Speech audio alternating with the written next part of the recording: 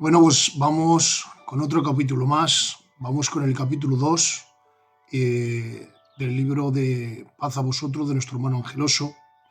Y vamos a leer el capítulo que se titula Dios, satisfacción del alma. Amén. Vamos a comenzar como base Eclesiastes capítulo 1, versículos 7, 8 y 9. Y dice así: Los ríos todos van al mar, y el mar nunca se llena. El lugar de donde los ríos vinieron, allí vuelven a correr de nuevo. Todas las cosas son fatigosas, más de lo que el hombre pueda expresar. Nunca se sacia el ojo de ver, ni el oído de oír. ¿Qué es lo que fue? Lo mismo que será. ¿Qué es lo que ha sido hecho? Lo mismo que se hará. Y nada hay nuevo debajo del sol. Dios creó al ser humano con una naturaleza perfecta y lo preveyó de todo aquello que necesitaba para que no careciera de nada y disfrutara de la plenitud de la felicidad. Pero el hombre desobedeció a Dios, y esto lo condujo a las desdichas y a los dolores del presente.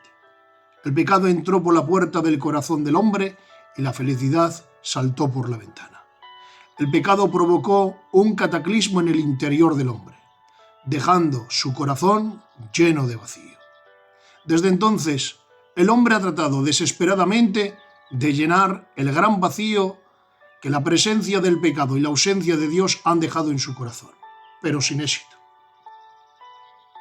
En el texto mencionado del libro de Eclesiastes, Salomón expresa de una forma casi poética lo inútil que son los placeres mundanos y los bienes terrenales para llenar el vacío que existe en el corazón del hombre.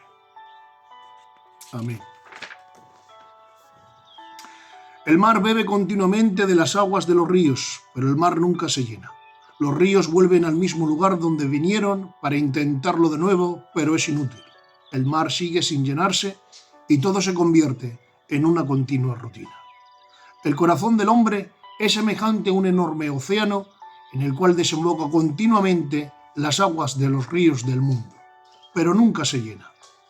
Bebe de los ríos de la droga, del alcohol, del sexo, de la fama, de la riqueza, de los materiales, de la religión, de la vanagloria de la vida, pero el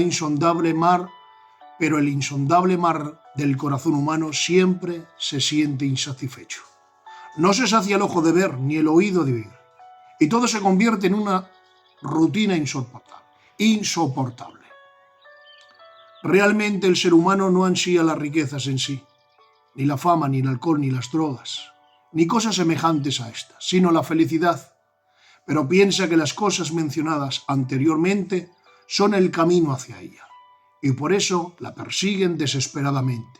Mas está escrito: vanidad de vanidades, dijo el predicador, todo es vanidad. Una vanidad, así se califica el sabio Salomón a los bienes terrenales y a los placeres mundanos como caminos hacia la ansiedad felicidad. Son muy elocuentes los sinónimos de la palabra vanidad: vano, fugaz, pasajero, inútil, irreal, aburrido, infructuoso, ilusorio, insubsistente, inestable, aparente, inseguro, hueco, insustancial, superficial, insípido, vacío. ¿Cómo podré llenar el vacío del corazón humano algo que es fugaz y pasajero, inútil? ¿Cómo podrá saciar la sedienta alma del hombre aquello que es infructuoso, ilusorio, inestable e irreal? ¿Cómo satisfará a alguien aquello que es aparente, inseguro, hueco, insustancial, insípido, vacío? Pues según Salomón, todo eso es el mundo, con sus placeres y su rutina, vanidad de vanidades. A lo que es lo mismo, vanidad por excelencia.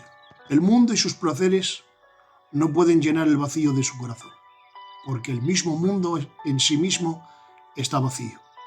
Indiscutiblemente, un vacío no puede llenar otro vacío. ¿Todo lo que hay en el mundo es pecado? Ahora bien, es una pregunta que hace el hermano Angeloso. ¿Todo lo que hay en el mundo es pecado? Y ahora dice: ahora bien, no puedo continuar este capítulo sin hacer una necesaria aclaración para evitar caer en el fanatismo religioso por una errada interpretación sobre las palabras del rey Salomón. el sabio rey no está diciendo que todo lo que hay debajo del sol o todo lo que hay en la vida es malo, o es dañino, o inmundo o pecado. Pues no podemos negar que de vez en cuando la vida nos regala inolvidables momentos de alegría. E indiscutiblemente necesitamos muchas de las cosas que hay en la tierra para nuestra supervivencia y bienestar. Tengamos mucho cuidado con el fanatismo religioso, pues puede convertirse en una nociva raíz de amargura que nos impida gozar de la gracia de Cristo y de las bendiciones materiales y temporales que Dios nos concede cada día. Y también tengamos mucho cuidado con aquellos fanáticos religiosos que pregonan la destructiva frase «todo es pecado». Pecado no es aquello que el hombre declara como pecado, basándose en sus propios criterios o conciencia humana, sino que el pecado es todo aquello que las Escrituras correctamente interpretadas afirman que es pecado. Debemos entender y aceptar que entre lo mundano y lo santo está lo que es meramente humano, aquello que no beneficia ni perjudica la vida espiritual. Todos los extremos son peligrosos. Ser demasiado pobre tiene su peligro. Ser demasiado rico tiene su peligro. Ignorar demasiado tiene su peligro. Saber demasiado tiene su peligro. Ser demasiado fea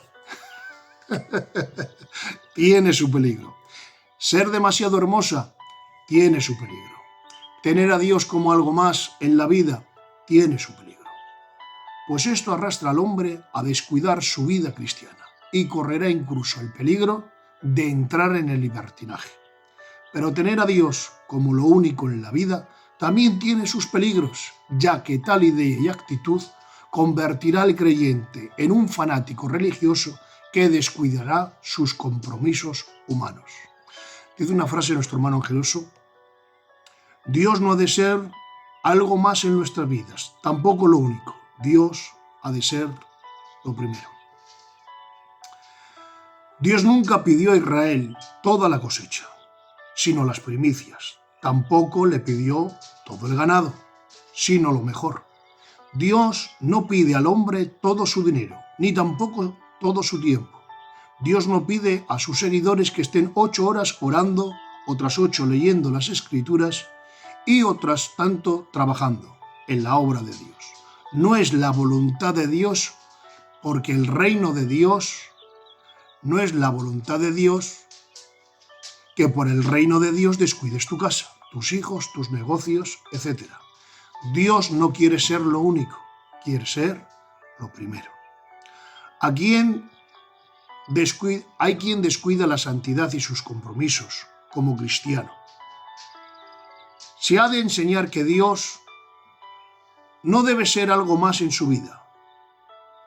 Mas al fanático religioso que descuida sus compromisos humanos, se le ha de enseñar que Dios no ha de ser lo único.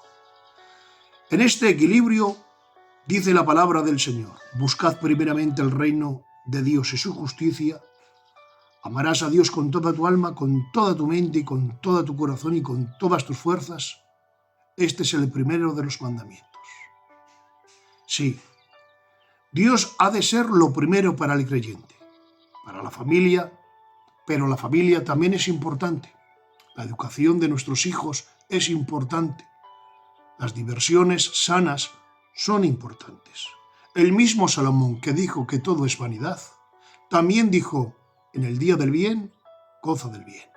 He aquí pues el bien que he visto, que lo bueno es comer y beber y gozar de los frutos de su trabajo con todo uno que se fatiga debajo del sol todos los días de su vida que Dios le ha dado, porque esa es su recompensa. Asimismo, a todo hombre a quien Dios da bienes y riquezas y le da también la facultad para que coma de ellas.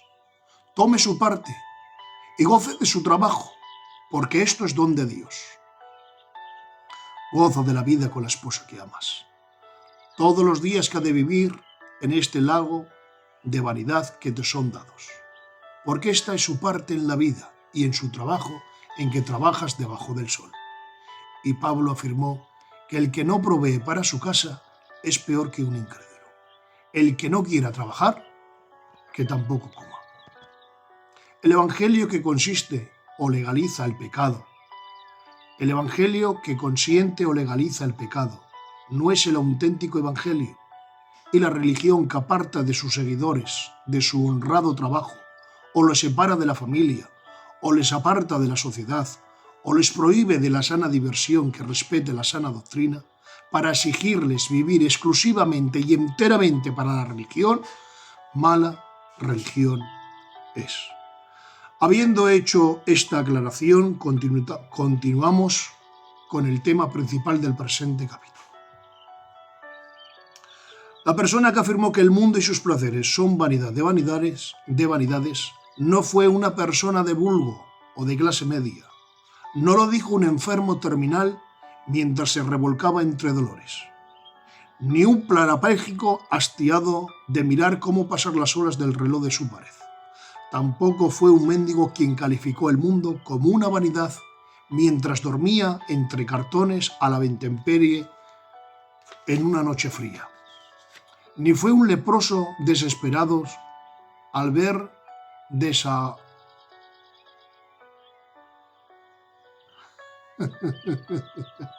desahogándose en el calendario de su propia vida en el calabozo. Si hubiera sido alguno de estos o cualquier de otra persona desafortunada, quien afirmaría que el mundo y lo que éste ofrece es vanidad ineficaz para llenar el vacío del hombre, no sería extraño, pues suele pasar que cuando el corazón sufre las cosas suelen verse de forma negativa. Pero quien afirmó todo esto, vanidad de vanidades, no fue un enfermo, ni un paralítico, ni un enlutado, ni un mendigo. Fue un rey. Salomón era el rey de Israel. Tenía un palacio con su trono de marfil cubierto de oro puro y 6 gradas. Un estrado de oro fijado en el trono. Brazos a uno y a otro lado del asiento y 2 leones también de oro que estaban juntos a los brazos. Había también 12 figuras de leones sobre las 6 gradas a uno y al otro lado. Jamás fue hecho trono semejante en el reino alguno. Cuando la reina de Saba vio en el palacio de Salomón que había edificado, las habitaciones de sus oficiales, el estado de sus criados, los vestidos de ellos, sus maestresalas, sus vestidos, y la escalinata por donde se subía a la casa de Jehová, quedó fascinada. Además del palacio, se había construido otra casa en el bosque de unos 6.000 metros cuadrados y casi 14 de alto, sobre 4 hileras de columnas de cedro. Poseía otra casa con piedras costosas para la hija de Faraón, la cual tomó como esposa. Tuvo tantas riquezas que la plata la amontonaba como se amontona la piedra, y las vasijas que se utilizaba en sus casas eran de oro puro. Tenía un ejército que era el terror de los países vecinos. Tenía viñas, huertos, jardines, árboles de todo fruto, estanques de agua, siervos y siervas, posesión de vacas y de ovejas, más que todos los que fueron antes que él en Jerusalén. Amontonó plata y oro y tesoros preciados de reyes. Tenía cantores y cantoras y de toda clase de instrumentos de música. Tenía un harén de 700 reinas y 300 concubinas y un largo etcétera. No negó a sus ojos cosa que deseara ni apartó de su corazón placer alguno. Increíble el rey Salomón. Como vemos, es lo que es la gloria terrenal. A lo que la gloria terrenal se refiere, Salomón no era un mendigo o un necesitado, pues tenía todo aquello que cualquier persona podría desear. Si realmente la abundancia de las cosas materiales, los placeres de la vida, la vanagloria de este mundo, puede llenar el vacío del corazón del hombre, entonces Salomón debería ser la persona más feliz de toda la tierra. ¿No te parece? Sin embargo, él escribió: aborrezco la vida, porque la obra que se hace debajo del sol es fatigosa, por cuanto todo es vanidad y aflicción de espíritu. Cuando tan solo era un joven muchacho, pensando que los bienes materiales y los placeres del mundo llenarían el insatisfecho corazón, dijo: ven ahora, te probaré con alegría y gozarás de bienes. Pero se llevó un chasco, el chasco más grande de su vida, y con una gran frustración tuvo que confesar. A la risa dije, enloqueces, y al placer, ¿de qué me sirve esto? La intención de Salomón es escribir su experiencia. No es otra sino la de convencer a los sedientos humanos de la felicidad, que todo lo que hay debajo del sol es vano o insuficiente para llenar el vacío de la presencia del pecado y la ausencia de Dios. Ha dejado en el corazón del hombre. Así también lo expresa el poema. Basta una semilla para crear un monte, una chispa para quemar un bosque, basta un embrión para formar un cuerpo, un virus para exterminar a un pueblo, basta una mirada para quitar el sueño, un beso para enloquecer a un cuerdo, basta una duda para quitar la calma, una sonrisa para enamorar el alma, basta un abrazo para amar, un desprecio para odiar, basta un recuerdo para llorar y un te quiero para cantar. Basta creer para esperar, un sueño para luchar, basta un pensamiento para reír y una pena para morir. Mas entero el mundo no basta para plenamente ser feliz. Es un poema recitado por nuestro hermano Angeloso. Es un poeta. Pero quiero decirte que este libro no está basado en filosofías, sino en la palabra del Señor. El gran poeta Gustavo Adolfo Bécquer escribió un poema similar. Vamos a ver si lo leo bien. Qué hermoso es ver el día, coronado de fuego levantarse, y a un beso de la lumbre brillar las olas, encenderse el aire. Qué hermoso es tras la lluvia del triste otoño, es la azulada tarde de las húmedas flores, el perfume expirar, saciarse. Qué hermoso es cuando en copos la blanca nieve silenciosa cae, de las inquietas llamas ver las rojizas lenguas agitarse. Qué hermoso es cuando hay un sueño, dormir bien, y roncar un sonarte, y comer y engordar. Y qué desgracia, que esto no baste. Me hace gracia. Está bien. La verdad que mientras leo, pues reflexiono sobre cosas y es una bendición de hermano y bueno, yo recitar poesías no se me da bien y esto es el vivo y en directo por tener un... Disculpadme. Bueno, pues continuamos. Ya disculparéis, estas son cosas del directo. Vamos a continuar, que ya falta poco para acabar este precioso capítulo. La tierra está llena de cosas hermosas, sanas y útiles, pero solo puede llenar... Vale ya. Disculpadme. La tierra está llena de cosas hermosas, sanas y útiles, pero solo puede llenar nuestra boca de risa, mas deja insatisfecho el corazón. Por lo tanto, si el mundo con sus ríos de placeres no pueden llenar el inmenso océano del corazón del hombre, habrá que buscar una fuente donde beber y saciar el alma sedienta de paz y de gozo. Si todo lo que hay debajo del sol es vanidad, entonces habrá que ir más allá del sol, a otra dimensión, para encontrar aquello que verdaderamente puede darnos paz y una felicidad razonable. Entramos a otro rótulo. Dios, satisfacción del alma. Porque a pesar de tener una familia que nos arropa, hijos que nos besan, amigos que nos abrazan, sustento y abrigo, un techo donde refugiarnos, buena salud, e incluso teniendo a Cristo en el corazón, sentimos que en el alma clama insatisfecha vacía. ¿Qué es lo que necesitamos? ¿Cómo podemos calmar la sed del alma? La respuesta la hallamos en el Salmo 73. Dios, satisfacción del alma. Cuando el alma aclama, no lo hace más por dinero. Cuando el alma clama, no lo hace por más dinero, ni por un mejor vehículo, ni por más amigos, ni por aplausos, ni por fama, ni por reconocimientos, ni por un ministerio dentro de la iglesia, ni por un don de poder, sino por predicar mejor. Ni por predicar mejor. El alma tiene sed de la comunión con Dios, con el Dios vivo. Como el ciervo brama por las corrientes de las aguas, así clama por ti, oh Dios, el alma mía. Mi alma tiene sed de ti, sed del Dios vivo. El salmista era de Dios, pero su alma tenía sed porque estaba lejos de Dios. Pero calmar el alma no basta con ser un hijo de Dios, es necesario vivir cerca de Él. Está escrito en las Sagradas Escrituras. En el último y gran día de la fiesta, Jesús se puso en pie y alzó la voz diciendo: si alguno tiene sed, venga a mí y beba.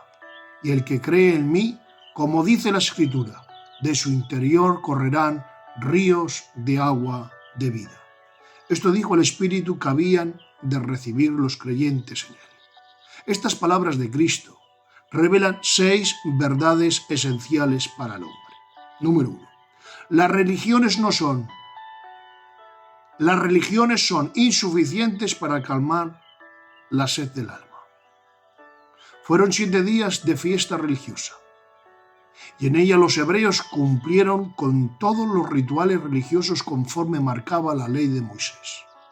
Mas cuando ya estaban embriagados de religiosidad y de culto, y supuestamente deberían estar plenamente satisfechos, Jesús, puesto en pie, se atrevió a gritar: si alguno tiene sed, venga a mí y beba.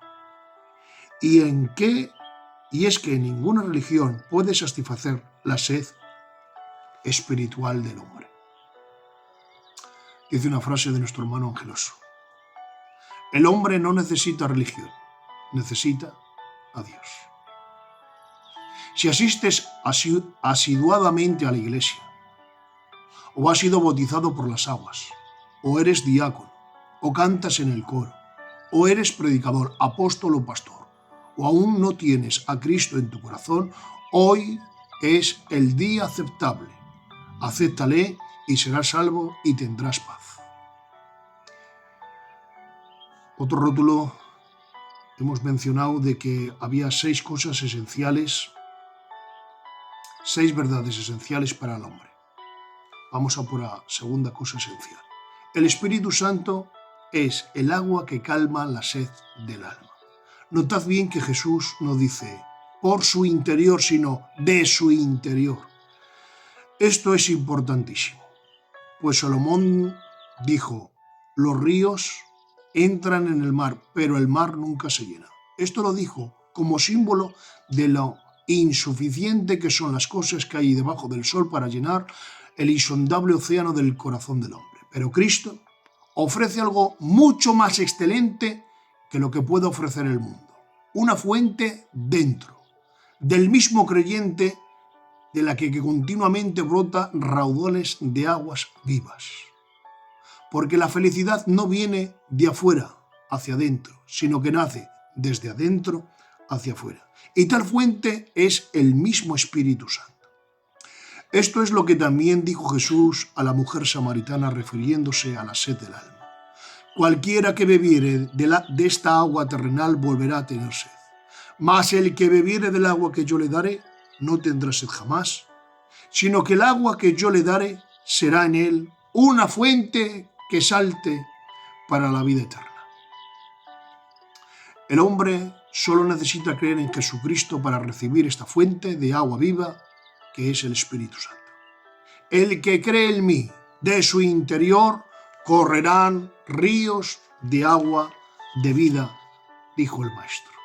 La manera de creer es como dicen las Escrituras, no es como nosotros queramos, ni como nos enseñan los inventores de religiones, sino como Dios ha dicho.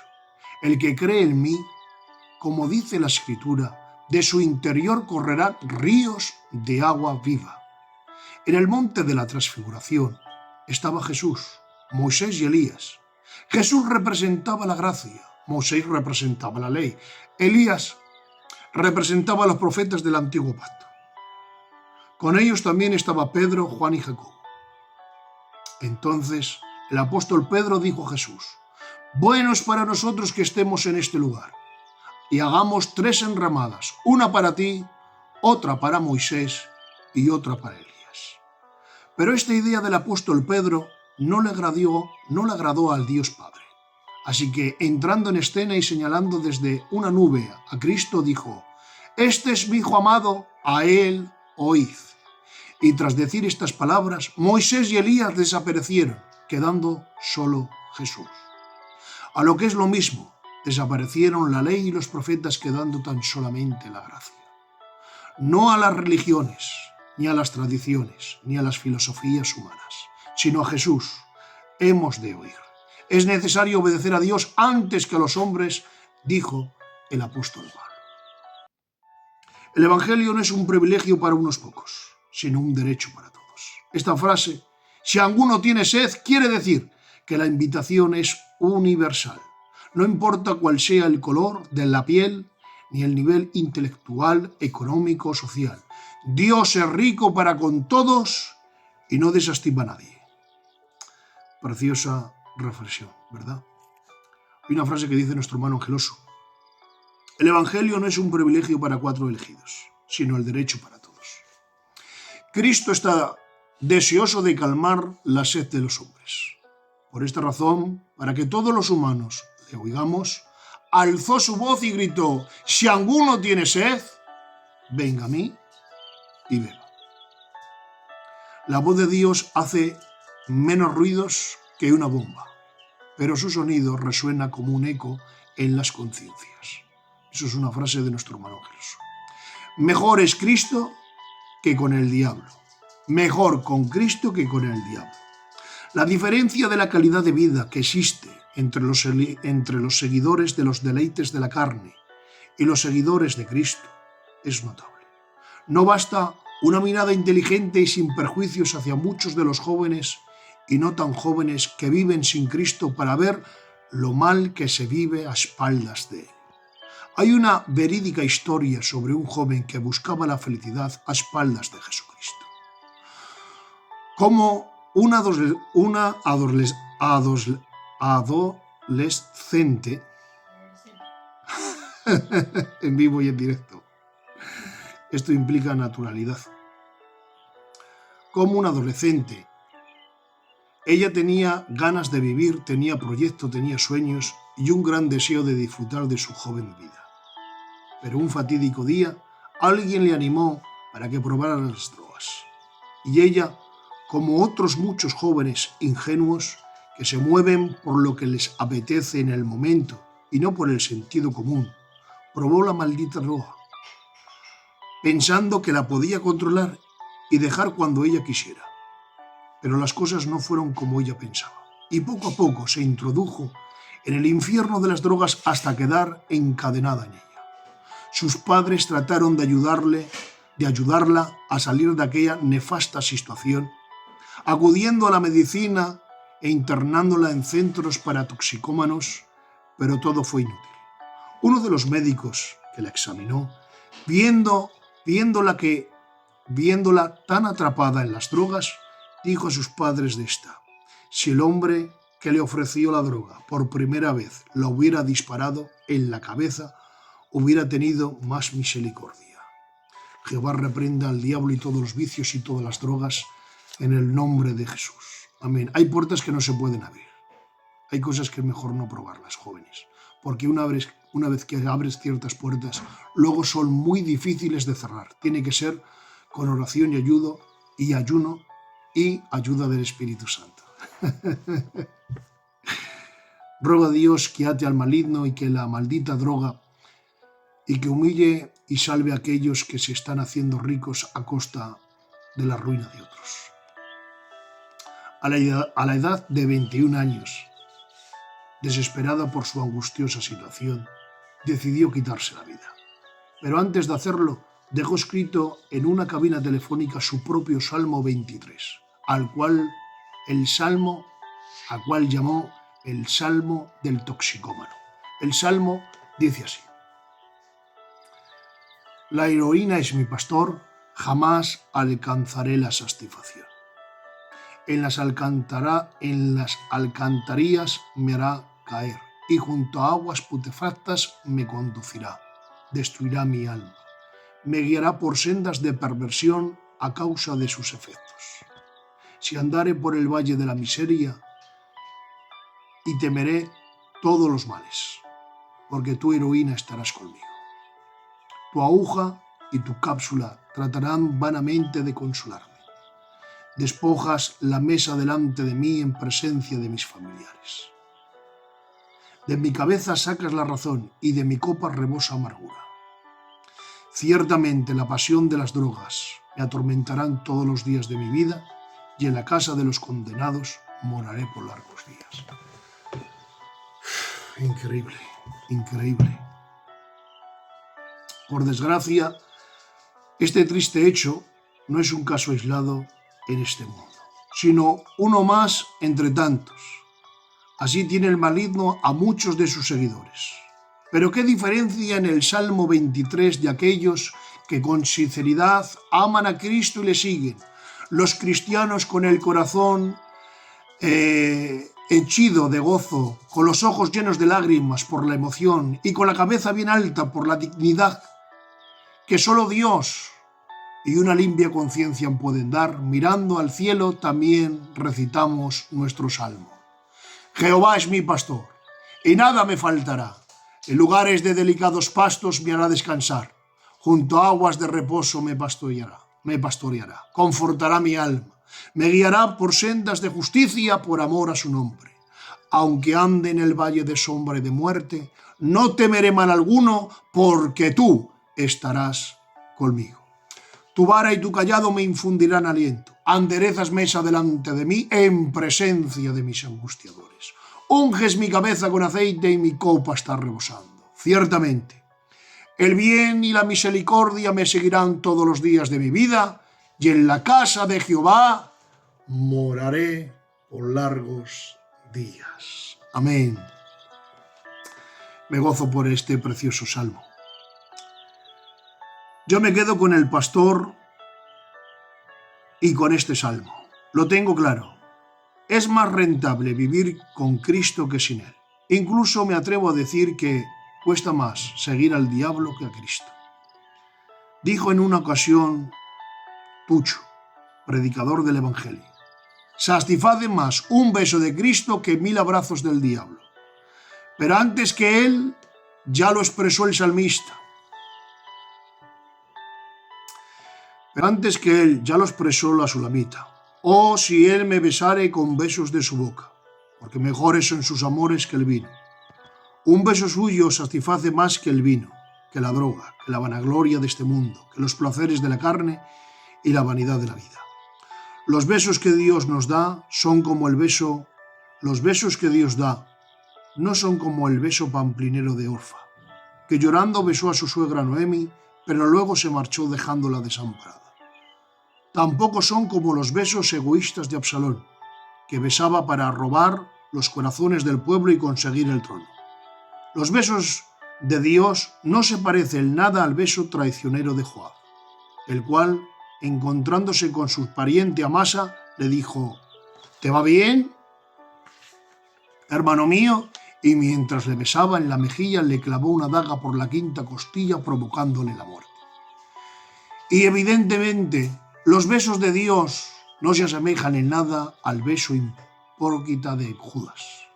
Los besos de Dios son como el beso que dio aquel padre a su hijo, que a pesar de volver a casa como un mendigo, vestidos de harapos, manchado por las algarrobas y oliendo a cerdos, se echó a su cuello para besarle. Su amor estaba por encima de su inmundicia. Estoy seguro que para el hijo pródigo aquel beso sabía a perdón, a reconciliación y a misericordia. Así son los besos de Dios. Transmiten paz, seguridad, ilusión y ganas de vivir. Un beso suyo disipa el sentimiento de autorrechazo, eleva la autoestima y nos hace soñar. Un beso suyo devuelve al hombre las ganas de vivir.